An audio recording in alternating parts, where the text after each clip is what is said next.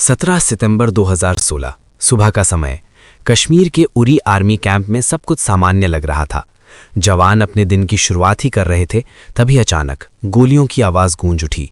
4 आतंकवादी चुपचाप घुस चुके थे। कुछ ही मिनटों में पूरा कैंप आग और धुएं में बदल गया। 19 भारतीय सैनिक शहीद हो गए। देश सन्न रह गया, गुस्से से भर गया और हर किसी के मन में सिर्फ एक सवाल था, अब क्या होगा। यह हमला सिर्फ एक हमला नहीं था, ये एक चुनौती थी और इस बार जवाब अलग होना था। हमले की जिम्मेदारी जैश-ए-मोहम्मद पर डाली गई। जांच में साफ हुआ कि आतंकवादी पाकिस्तान से आए थे और उन्होंने बहुत प्लानिंग के साथ इस हमले को अंजाम दिया था। भारत सरकार और सेना के सामने अब एक बड़ा फैसला था कि अब फिर से सिर्फ चेतावनी दी जाएगी या इस बार कुछ ऐसा होगा जो इतिहास बदल दे। दिल्ली में लगातार हाई लेवल मीटिंग्स होने लगीं।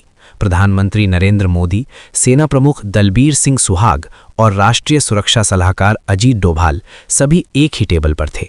हर जानकारी, हर इंटेलिजेंस रिपोर्ट ध्यान से देखी जा रही थी और धीरे धीरे एक गुप्त योजना तैयार हो रही थी। इस मिशन का नाम खुलकर नहीं बताया गया, लेकिन आज हम इसे जानते हैं। 2016 इंडियन सर्जिकल स्ट्राइक्स। सेना ने तय किया कि जवाब उसी भाषा में दिया जाएगा, लेकिन उससे ज़्यादा सटीक और खामोश तरीके से। इसके लिए चुने गए भारत के सबसे ट्रेंड और खतरनाक कमांडो, पैरा स्पेशल फोर्सेस। इन जवानों को खास ट्रेनिंग दी गई, हर कदम की रिहर्सल हुई और हर छोटी से छोटी डिटेल पर काम किया गया। लक्ष्य साफ था, एलओसी के पार जाकर आतंकियों के लॉन्च पैड्स को खत्म करना और बिना किसी बड़े नुकसान के वापस लौटना। रात चुनी गई 28 सितंबर 2016। अंधेरा, खामोशी और हर तरफ तनाव। कमांडो टीम चुपचाप एलओसी के पास पहुंची। दिल की धड़कनें तेज थीं, लेकिन चेहरों पर सिर्फ एक ही चीज थी, फोकस। आधी रात के बाद ऑपरेशन शुरू हुआ।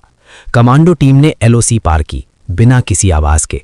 हर कदम बहुत सावधानी से रखा जा रहा था। सामने थे आतंकियों के लॉन्च पैड, जहां से भारत पर हमले की तैयारी होती थी। कुछ ही मिनटों में पहला लक्ष्य सामने था। कमांडो ने पोजीशन ली और फिर अचानक हमला शुरू हुआ। गोलियों की आवाज, ग्रेनेड के धमाके और हर तरफ अफरा तफरी। आतंकियों को समझने का मौका तक नहीं मिला कि क्या हो रहा है। एक के बाद एक सभी लॉन्च पैड्स को निशाना बनाया गया। यह ऑपरेशन बहुत तेजी से किया गया ताकि दुश्मन को संभलने का मौका ही ना मिले। करीब 2 से 3 घंटे के अंदर मिशन पूरा हो चुका था। कई आतंकवादी मारे गए और उनके ठिकाने पूरी तरह तबाह कर दिए गए।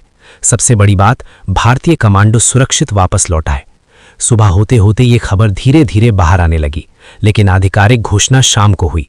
इंडियन आर्मी ने प्रेस कॉन्फ्रेंस में बताया कि उन्होंने एलओसी पार करके सर्जिकल स्ट्राइक की है और आतंकियों के ठिकानों को नष्ट कर दिया है। पूरा देश गर्व से भर गया। ये पहली बार था जब भारत ने खुले तौर पर इस तरह की कार्रवाई को स्वीकार किया। इस ऑपरेशन ने दुनिया को एक साफ संदेश दिया, भारत अब सिर्फ सहन नहीं करेगा बल्कि जवाब भी देगा। हालांकि पाकिस्तान ने स्ट्राइक को नकार दिया। उन्होंने कहा कि ऐसा कुछ नहीं हुआ, लेकिन अंतर्राष्ट्रीय मीडिया और सैटेलाइट इमेजेस ने कई सवाल खड़े कर दिए। भारत के अंदर इस ऑपरेशन को लेकर काफी चर्चा हुई। कुछ लोगों ने इसे बहादुरी का कदम बताया तो कुछ ने इसके सबूतों पर सवाल उठाए। लेकिन एक बात साफ थी कि ये ऑपरेशन भारतीय सेना की क्षमता और प्लानिंग का एक बड़ा उदाहरण बन चुका था। इस स्ट्राइक के बाद एलओसी पर सुरक्षा और भी कड़ी कर दी गई। भारत ने अपनी रणनीति में बदलाव किया और आतंकवाद के खिलाफ अपनी नीति को और मजबूत बनाया। समय बीतता गया, लेकिन 2016 की वो रात आज भी लोगों के दिलों में जिंदा है। ये सिर्फ एक सैन्य ऑपरेशन नहीं था, ये एक संदेश था, एक चेतावनी थी और एक नया अध्याय था।